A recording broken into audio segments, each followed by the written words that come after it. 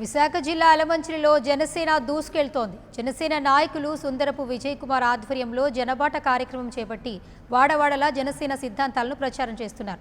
ఎలమంచిలిలో కొనసాగుతున్న జనబాట కార్యక్రమానికి సంబంధించి మరింత సమాచారాన్ని మా ప్రతినిధి ఆశాలత అందిస్తారు.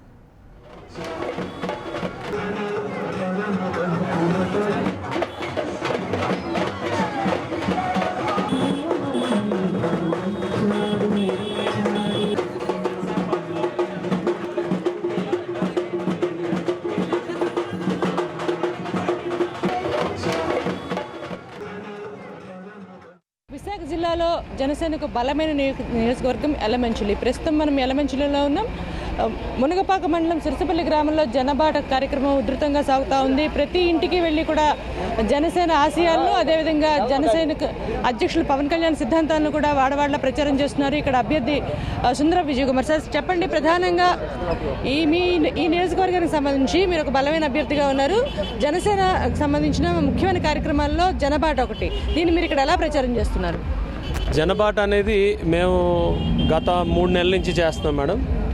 యాక్చువల్గా మా పవన్ కళ్యాణ్ గారు ఆయన ఉద్దేశాలు, మరి జనసేన పార్టీ ఉద్దేశాలు కానీ, జనసేన పార్టీ ఆవిర్భావం ఎలా అయింది, ఆయన ఈ మేనిఫెస్టో మరి ఏంటి, ఇవన్నీ కూడా ప్రజలకి ఇండివిజువల్గా ప్రతి ఇంటికి వెళ్తున్నాం. వెళ్ళి మార్నింగ్ 6 to 9 అంటే ఇది పల్లెటూరు వాతావరణం కాబట్టి 9 గంటలకు పొలాల్లోకి వెళ్ళిపోతారు కాబట్టి 6 నుంచి 9 గంటలకి, మళ్ళీ సాయంత్రం మళ్ళీ 6 గంటలకు వచ్చేస్తారు.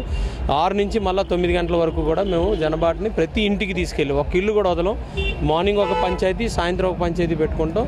మరి మినిమం నాకు తెలిస్తే 1500 నుంచి 2000 ఓటు అంటే డిఫరెంట్ ప్లేసెస్ అంటే మునోపాక్లో పక్క ఇల్లు ఉంటాయి, అవి ఇమీడియట్గా కవర్ చేయొచ్చు. అలా అయితే మేము 2000 ఓట్లు కవర్ చేసుకుంటుంటాం.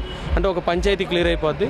అదే అచ్యుతాపురం అయితే ఒక పంచాయతీ 2 పూటలు 3 పూటలు కవర్ అవుతుంది. కానీ ఎంత లేట్ అయినా ఏం చేసినా కూడా ప్రతి ఇంటికి వెళ్ళటం, ప్రతి ఇంటికి గ్లాస్ గుర్తుని కానీ, మరి మేనిఫెస్టోని కానీ, పవన్ కళ్యాణ్ గారు పెట్టిన మరి ఈ పార్టీ ఉద్దేశాలు కానీ ఇవన్నీ కూడా మేము తీసుకెళ్ళడం జరుగుతుంది. ఇప్పటికీ దగ్గర 80 పంచాయతీలు అయిపోయినాయి. ఇంకొక 10 పంచాయతీలు ఉన్నాయి. అలాగే మున్సిపాలిటీలో ఒక 10 వార్డులు ఉన్నాయి.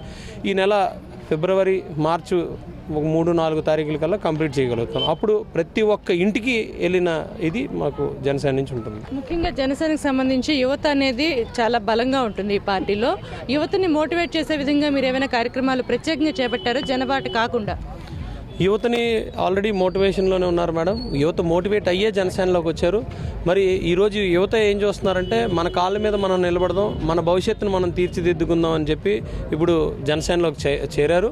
అయితే పెద్దలు మరి ఇతరితర పార్టీల్లోని మోసపోయి ఉన్నారు. ఈరోజు పెద్దలు కూడా మీరు వెళ్ళండి అని ప్రోత్సహిస్తున్నారు. పెద్దలు బయటికి వచ్చినా రాకపోయినా కూడా యువత మాత్రం ముందుకే వస్తుంది. నాకు తెలిసి చాలా గ్రామాల్లో, ఏ గ్రామంలో చూసుకున్నా యువత అనేది మాత్రం పూర్తిగా జనసేన వైపు ఉంది.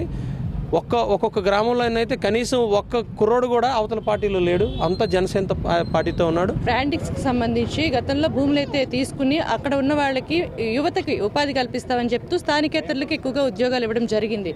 అయితే జనసేన తరఫున దానిపైన ఏమైనా పోరాటం చేయదలుచుకున్నారా? లేదంటే కంపెనీల నిలదీయడం కానీ, లేదంటే మళ్ళీ రాబోతున్న కంపెనీలకు సంబంధించి ఏమైనా అక్కడ ఉద్యోగాలు వచ్చే అవకాశాలు కనిపిస్తూ ఉన్నాయా? యాక్చువల్గా చెప్పాలంటే SEZ టోటల్గా 10,000 ఎకరాలు SEZ దీంట్లో తీసుకున్నారండి.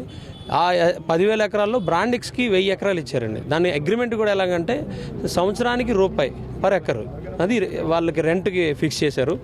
10,000 ఎకరాల్లో 1000 ఎకరాలు బ్రాండిక్స్కి ఇచ్చారు. 1000 ఎకరాలకి ఏం చేశారంటే 60,000 ఉద్యోగాలు ఇవ్వాలండి. మాది ఆ రోజుకి 170,000 ఓట్లు. అంటే 170,000 ఓట్లు 50% యువత తీసుకున్నా మీకు మహా అంటే ఒక 80,000 నుంచి 90,000 ఓట్లు యువత ఉంటారండి. అంటే 80,000లో కూడా మీరు రైతులు తీసేయండి, ఉద్యోగాలు తీసేయండి, మహా అంటే మీకు మ్యాక్సిమం ఉంటే ఒక 40,000-50,000 మంది ఉద్యోగాల కోసం వెయిట్ చేస్తుంటారు. 60,000 ఉద్యోగాలు ఇస్తానని వాళ్ళు చెప్పి కనీసం మొన్నటి వరకు ఈ రీసెంట్గా 18,000 ఉద్యోగాలు మాత్రమే ఇచ్చారు. అందులో 10,000 నుంచి 12,000 వరకు మాత్రమే ఈ నియోజకవర్గానికి, అది కూడా మహిళలు ఎక్కువ.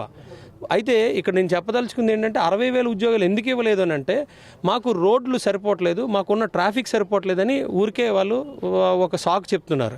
కానీ నాకు తెలిసింది ఏంటంటే ఆల్రెడీ అచ్యుతాపురం నుంచి అనకాపల్లి వరకు వచ్చిన రోడ్డు ఆల్రెడీ శాంక్షన్ అయిపోయింది. కానీ కట్టనివ్వరు. ఎందుకు కట్టనివ్వరు అంటే అది కానీ కడితే వాళ్ళు 60,000 ఉద్యోగాలు ఇవ్వాలి.